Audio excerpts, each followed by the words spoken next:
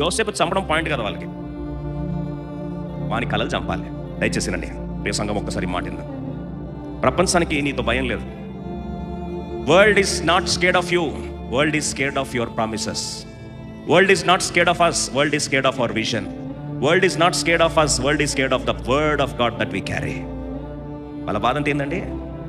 They are dream killers. వాళ్ళ బాధ అంతా ఒకటే, వాని చంపడం కాదు, వాని కళలు ఏం చేయాలి? చంపేయాలి. మన దర్శనం ఏం చేయాలి? చంపేయాలి. వాడు దేవుడు పిలుచుకున్న పిలుపుని ఏం చేయాలి? చిదిమేయాలి. దర్శనం లేకపోతే నేను ఎవడు కేర్ చేయడు. దేవుని ప్రామిస్ లేకపోతే నేను ఎవడు పట్టించుకోడు. ఇక అన్ని మూడు పూల అరకాయలు అవుతాయి. దర్శనం వచ్చిన తర్వాత స్టోరీ స్టార్ట్ అవుతుంది. వాగ్దానం వస్తే స్టోరీ స్టార్ట్ అవుతుంది. పిలుపులోకి ఎంటర్ అయితే దేవుడు స్టోరీ స్టార్ట్ చేస్తాయి. ఒక్కసారి దేవుని ప్రాఫెసీ వస్తే ఇంకంతే, ప్రజలందరూ నీకేమవుతారు? శత్రులు అవుతారు. వాళ్ళందరూ నోట ఒకటే మాట, వీని చంపడం కాదు, వీని కళలు ఏం చేయాలి? చంపేయాలి. బహుశా కొందరు నీ కళలు చంపేశారా? Probably some of you might have killed your dreams. You thought it is the burial of your dreams. యోసేపుని గుంతలు ఇస్తున్నప్పుడు యోసేపు అనుకున్నాడు. అన్ని మాటలు గుర్తొస్తున్నాయి. వాళ్ళు నవ్వుతూ బయట ఎగతాళి చేస్తూ జోకులు వేస్తూ, దయచేసినండి మాట, యోసేపు తీసుకొచ్చిన క్యారియర్ బాక్స్ తింటున్నారు. దయచేసినండి, యోసేపు తెచ్చిన తిండి తింటున్నారు. యోసేపుని గుంతలో పారేశారు. ఆ తిండి తింటూ సిగ్గు లేకుండా ఏం మాట్లాడుతున్నా తెలుసా? ఇప్పుడు చూద్దాం. దేవుడు అంటే వీడికి ఏమి ఇచ్చాడు? వాగ్దానాలు ఇచ్చాడు. దేవుడు వీడికి ఏమి ఇచ్చాడు? ప్రవచనాలు ఇచ్చాడు. దేవుడు వీడికి ఏమి ఇచ్చాడు? దర్శనాలు ఇచ్చాడు. దేవుడు వీడికి ఏమి ఇచ్చాడు? స్వప్నం ఇచ్చాడు. అబ్బో వీడికి పెద్ద ప్రామిస్లు ఉన్నాయంట, ప్రాఫెసీలు ఉన్నాయంట, దర్శనాలు ఉన్నాయంట, స్వప్నాలు ఉంటాయంట, ఏమవుతాయి చూద్దామని చెప్పి తెచ్చిన తిండి తింటున్నారు. తీసుకెళ్ళి వ్యక్తిని గుంతలో పారేశారు. బయట ఎగతాళిగా నవ్వుతున్నారు. Probably today world is laughing at your dreams.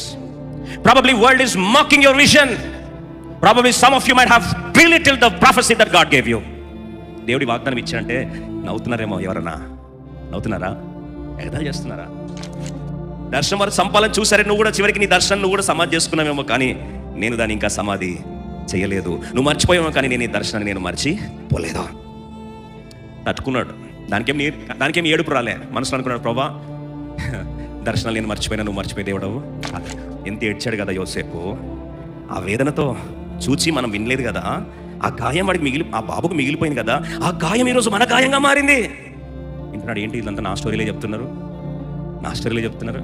Next line అంటారు, మరి రూబేను, ఈ చిన్న వాని ఎడల పాపము చేయకుడిని నేను మీతో చెప్పలేదా? అతడు వారి యొద్ద నుండి అవతలకు పోయి ఏడ్చాడు.